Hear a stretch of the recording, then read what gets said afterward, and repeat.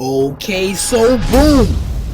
The scene kicks off with the Akatsuki huddled up in this cave doing what the Akatsuki do best. They over here plotting and scheming while also sucking the soul out of Gaara, extracting every ounce of Shikaku by the minute. But they also know that a bunch of Hidden Leaf and Sand Shinobi are on their way to snatch him back. So they all decide that in order to get this done, someone's gotta go out there and fight them to buy them more time. But before Itachi could even finish proposing the idea, this nigga Kisame is begging him to be the chosen one. I volunteer tribute. Ass boy, brother, chill. I've never seen someone so eager to take a L in my life. That man got a slight taste of Guy's aura from the last time he was in the league, and he's had a crush on him ever since. We then cut to Team Guy running through this desert-like terrain, determined to find Gaara. But while running, Pakun smells a nasty, rotten tuna fish odor approaching them. So Neji wastes no time activating his Byakugan to fish out the threat, and after a few seconds of observation, he breaks his neck like he just seen a dumpy walk by and tells them that the threat is behind them. So they all whip their heads in the opposite direction, and that's when we see this giant blade slicing through the terrain looking like a shark on the prowl. The blade eventually smashed into a boulder, causing a bunch of debris to obstruct everyone's view. But once the dust fades, we see the aquatic roach posed up like he modeling for GQ. Who is this nigga feeling like he the off-guard pose? But he is trying to look all nonchalant. Nigga, nothing is over there. What are you looking at? And if that wasn't embarrassing enough, his aura farm attempt becomes even more of a failure when Guy hits him with the who the fuck is this nigga? Almost busting a blood vessel, trying his hardest to remember where he knows this beast from. Kisame, now feeling very insulted, fires back by saying his memory is as bad as his haircut and that his intelligence is subhuman. So I instantly hit the pause button and rewinded just to make sure I heard that correctly, because there's no way this nigga wants to talk about looks. First off, please chill on my guy's supercuts ass hair. Is it hot ass? Yes. But can he still whoop your ass? Also yes. Secondly, you have no right to be talking about subhuman anything. Nigga, you're subhuman. Looking like you snuck on the earth. What even are you? Extraterrestrial ass nigga. With a face like that, you had no choice but to become a villain. Nothing about you gives safety. After attempting to jog Guy's memory a little bit more, he eventually gives up on talking and decides to give him a more visual demonstration of who he really is. So he throws Samehada into the air, then claps his hands together to boot up his exploding water shockwave jutsu, and now the entire landscape is being flooded with water while Kisame surfs on the wave towards them. So Team Guy jumps out the way to avoid the first set of waves. Then this nigga Kisame triples the height of the next one and tries to swallow up Guy with it, but Guy quickly retreats just in time. Neji then decides to put his Byakugan to use and starts glazing this nigga's chakra levels, stating that his levels are on par with Naruto's, which is why he's able to use such chakra consuming jutsus. They do not call him the tailless tail beast for nothing. But mid-glaze, a giant wave comes rushing towards them, so they all jump out of the way. But while in the air, Kisame emerges from beyond this wave and tries to slice Guy in half. So Guy dodges the swing, then attempts to kick his head off, but unfortunately for him, it was just a water clone. Kisame, clearly geeked off that fake out, tries to slice up Guy a few more times, but Guy weaves both attacks. Then Lee joined the battle by kicking Kisame's wrist, causing his sword to fly out of his hand. The jumping then becomes even more egregious when Neji leaves this nigga no room to catch his breath by hitting him with a nasty 8 trigrams air palm, which sent him flying back. And to put the cherry on top, Ten-Ten, with no instructions, just pure battle IQ, rushes a giant kunai spiked ball right at his face, which he blocked, but Ten-Ten, with the big brain play, made this a triple threat attack by slapping a paper bomb on it and letting that thing blow right up in his face. Not only attempting to turn him into tuna confetti, but also attempting to stab him up with one of the kunais. Now Kisame did manage to swim away unscathed, but this is a perfect example of effort being able to take you very far. Some of y'all think I just hate for no reason, and that's simply not true. This nigga is a walking storage unit. no other redeeming qualities. And still, she is more effective than Sakura. After searching for him for a little bit, Neji sniffs him out, forcing him to reveal himself. So he rises back to his feet, ready for round 2. And in the blink of an eye, Guy Sensei jumps in the air, ready to attack. Kisame then charges in towards him and swings his giant sword at Guy, forcing him to flip out the way. So Neji tries to take advantage of the opening by hitting him with a gentle fist, but that junk unsurprisingly gets blocked with ease. He then flips out the way and allows Rock Lee to sub in with this garbage ass attack, but Kisame swats that nigga so hard his bummy weapon splits in two while also sending him flying back to a rock. All 3 of those failed attempts have them brainstorming some more on how to defeat him, but my goat Ten-Ten connected the dots first and says that if close range attacks don't work, then long distance attacks will. So she whips out her scroll and sends a bunch of kunais with paper bombs attached to them zooming towards Fish Stick's face, but he blocked them all with his sword. Then shortly after the paper bombs detonate, this goof starts talking about some "how'd you like that?"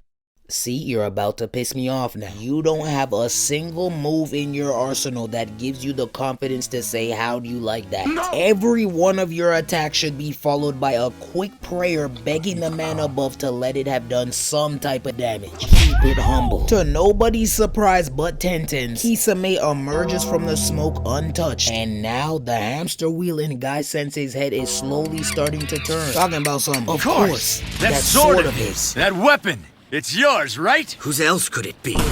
With all these clues, including the sword, the robe, and let's not forget his 6'6" Michael Jordan X Great White Shark build, he's still unable to remember him. And at this point, the insults from Kisame are becoming valid. Because now that I'm thinking about it, how the hell do you forget a tall ass aquatic roach that infiltrated your village? No, get this man an MRI stat. He definitely got a slight case of CTE. I eventually get sick of being insulted by Kisame and now his students, so he zestily jumps in the air and cocks back his fist to plant one on him, but that junk gets blocked. Kisame then blocks another attack, weaves this kick, then counters with a sword swing that Guy manages to dodge. So Guy charges back in with another knuckle sandwich, but Kisame catches that fist with ease. Guy then tries to kick the gills off Kisame's face, which he dodges, but the attack was also meant to steal Kisame's sword. So he hooks the handle with his foot and starts to surf away, and while he's gliding back, Guy gives his team the go-ahead to attack. Now all 3 of them are right above him, ready to launch that nigga into the earth like they're playing whack-a-mole. But Kisame does some quick thinking and boots up 3 water clones just in time to block them. And not only did he use them for defense, he also used them for offense too. He quickly activates his water prison jutsu, and now all 3 clones are sucking them into their prison, cutting off their access to that precious O2 that we all need. Look at Lee over there fighting for his life, talking about some nigga, close your mouth. Brain just as smooth as Guy's. What sense does it make to have your mouth open while Kisame is actively drowning you? Use your common sense. Guy tries to save them by charging in with Kisame's sword, then cocking it back, ready to give us the cleanest beheading since Ned Stark. But Samehada is not no hoe. You can't just use her body all willy-nilly. So she saves him by pushing out her spikes just in time, forcing Guy to let go. And now my guy is stuck watching his most cherished students and Ten-Ten waste away in the water spheres. And if we thought things already weren't going in his favor, Kisame's sword zooms back over to its master, leaving Guy Sensei in an even worse position than he started. But since Kisame's out here abusing weapons, Guy decides to try and even the playing field a little by grabbing a weapon of his own. So he reaches into his backpack to grab a little mouse tool, then starts switching that fish. I'm playing. He actually whipped out some nunchucks and starts whipping them around, trying his best to intimidate bro. But if I'm being honest, I often find it unsettling unsettling and kind of cringy when niggas do all this extra stuff before fight. Like, brother, are we fighting or having a dance battle? Let me know. But I'll give Guy a slight pass with the nunchucks though, because that boy was whipping it so hard that he managed to make a little shockwave that splashed up some water on Samehada. That little display of power must have did something for Kisame, because now he's laughing hysterically while charging at Guy. So Guy charges at him too, and now the real fight has commenced. I may cook Kisame a lot, but don't get it twisted, he is definitely amongst the elite. Keep the weave, block, weave. Ultra instinct mode activated, and Guy tries to hit him with a front flip heel kick, but not only does he prepare to block it, Samehada was ready to slice up some Guy meat again with these 3 spikes. The two then separate and start running side by side until another water clone appears behind Guy with his fist clenched. But this gangster Guy no look one taps the clone like a pesky fly, then charges right at Kisame. Both of his attacks do end up getting blocked and weaved, so Kisame gushes a wave of water at Guy, which he easily dodges, then tries to counter with his nunchucks. But this man Kisame is just too nice. Kisame then throws his sword into the air, puts his hands together, and starts weaving the signs for his water shark bomb jutsu. And for some reason, instead of running away, Guy doesn't move and just lets that shark bomb bust in his face. Kisame then complements that attack perfectly by grabbing Samehada and attempting to chop Guy in half. Now Guy is trying his best to hold him off with the nunchucks, and you can tell Kisame's strength is nothing to play with. Eyes widen, nostrils flared, teeth clenched. He really giving Guy a run for his money. He even cocks his fist back and punches Guy down all the way to the bottom of this deep ass ocean that he created. And if things weren't looking bad enough, this man Kisame slaps his hand on the water talking about some water style 5 hungry sharks. Then these big ass great whites start swimming around Guy trying to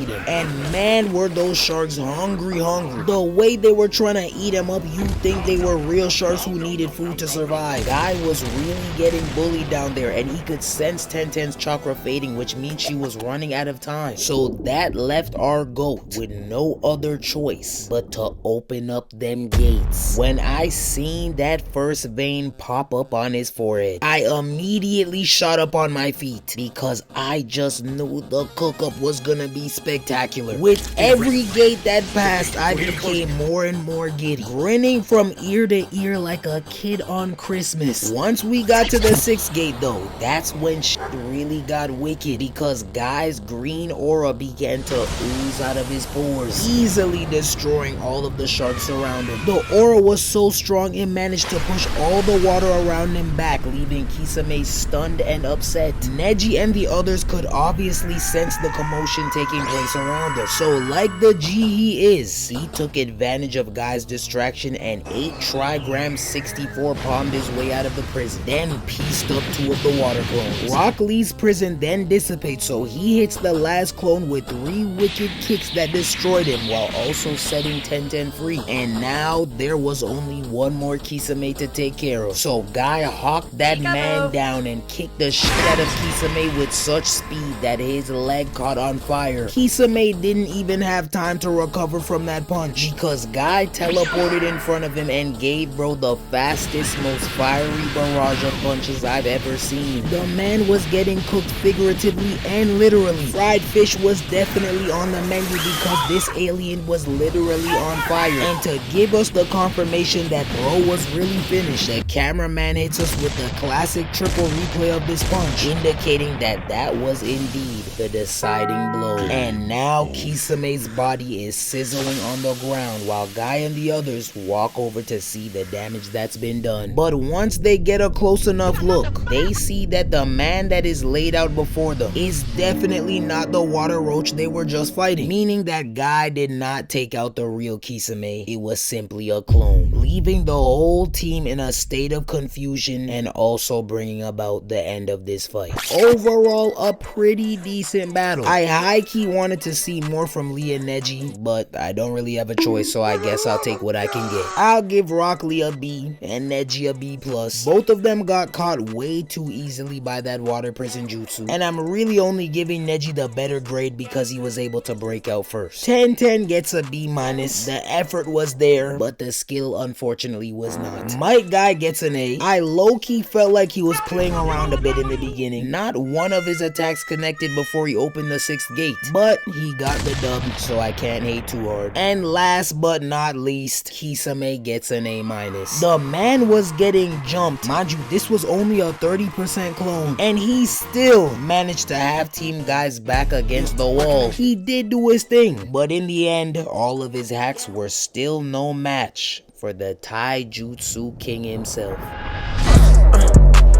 I don't really wanna know. Shorty telling me her name. I don't really wanna know. Had to wake up, go to work. I ain't really wanna go. God be with me on my side. He be with me on the low.